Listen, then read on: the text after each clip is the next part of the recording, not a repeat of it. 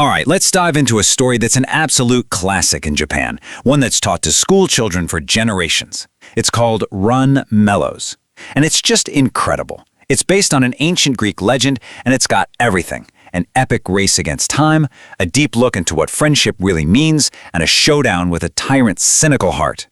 And this is the first line of the story. Seriously, it just drops you right in. No warm-up, no once upon a time. It starts with pure righteous anger. And this one sentence kicks off the incredible tale of a simple shepherd whose entire world is about to get turned completely upside down. So you have to ask, right? What could possibly make a simple shepherd that angry? Well, to get that, we need to go to the ancient city of Syracuse, a place that's just drowning in the shadow of a really deep and deadly paranoia.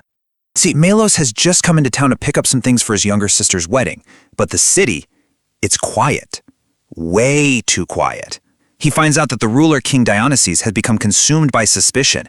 He's convinced nobody can be trusted, and he's been executing anyone he even thinks might be disloyal, starting with, you guessed it, his own family. And this sets up such a perfect contrast. On one side, you've got Melos. He's a country guy, super straightforward, and his whole world is built on trust and loyalty. Then you have King Dionysius, a man who has all the power in the world, but can't trust a single soul. He is absolutely 100% convinced that every single person is only out for themselves. So, fueled by this rage, Melos, our simple shepherd, does the unthinkable. He marches straight into the king's castle. Of course, he's immediately arrested. They find a dagger on him.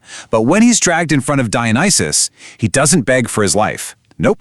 Instead, he looks the king in the eye and delivers this devastating line, basically calling the king's cynicism the worst kind of poison there is. The king, unsurprisingly, sentences Melos to death on the spot. But Melos has one last, desperate request. And this is what kicks the whole story into high gear. It's the setup for an absolutely impossible bargain. Melos makes this unbelievable pitch. Give me 3 days. Let me go home for my sister's wedding, and I swear I'll come right back for my own execution. The king just laughs at him like, why would anyone ever come back to be killed? And that's when Melos offers up the ultimate collateral, his best friend, a stonemason named Selinuntius. And right here, you see the king's twisted little game. He agrees to the deal, but not because he's feeling merciful. Oh no, it's a cruel test. He is positive Melos will abandon his friend. As Melos is leaving, the king whispers this tempting offer, basically daring him to be late. He is just dying to prove his dark theory that when the chips are down, everyone will save their own skin. So, Selinuntius is called to the castle, Melos explains the insane situation, and his friend, he just nods. He embraces Melos, there's no argument, no "are you crazy?" not a moment of hesitation.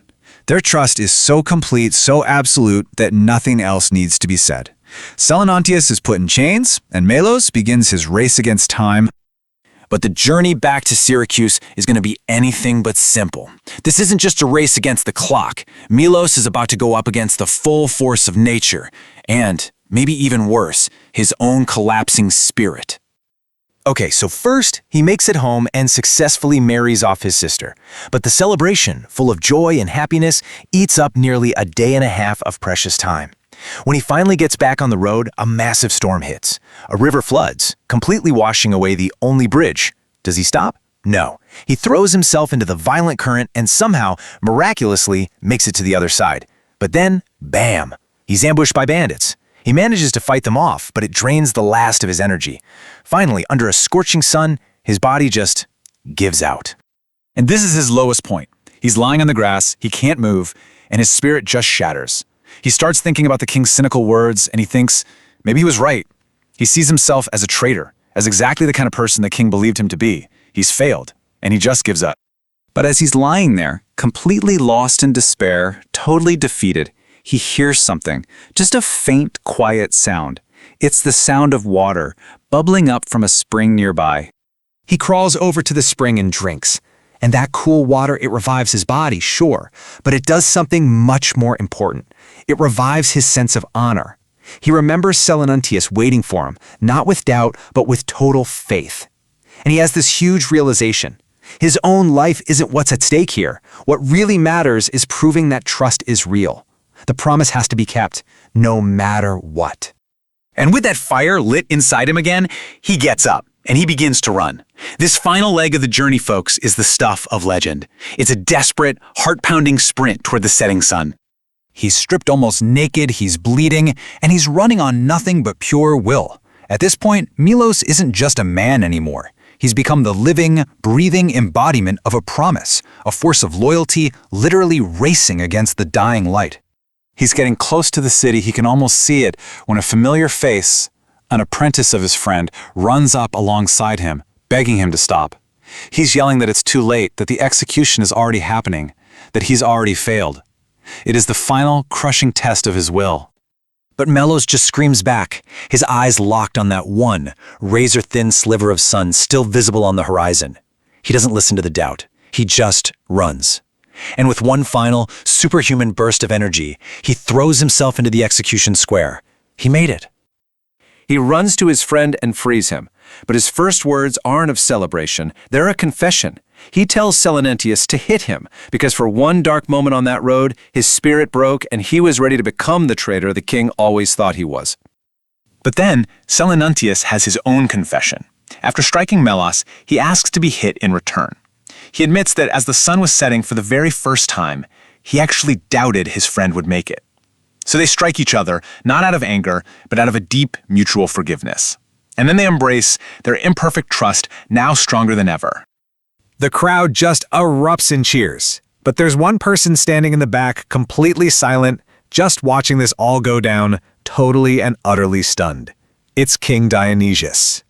This tyrant, this man who built his entire worldview on the idea that trust was a lie, has just witnessed the most powerful proof imaginable that he was wrong. His cynicism is completely shattered. He walks forward, his face red with shame, and admits defeat. He doesn't just pardon Melos, he asks to become their friend. He wants in on their world of trust. And the story ends on this perfectly human note. In all the chaos, a young girl brings a cloak to Melos, who is, still mostly naked. And our hero, this man who swam a raging river, fought off bandits, and stared down a king, blushes bright red, completely flustered. In the end, Run Melos is so much more than just an adventure story. It's this powerful statement that trust and loyalty aren't just empty words. They're forces strong enough to actually change the world. And it leaves us all with a pretty big question to think about. Can one single act of faith really conquer a heart of stone?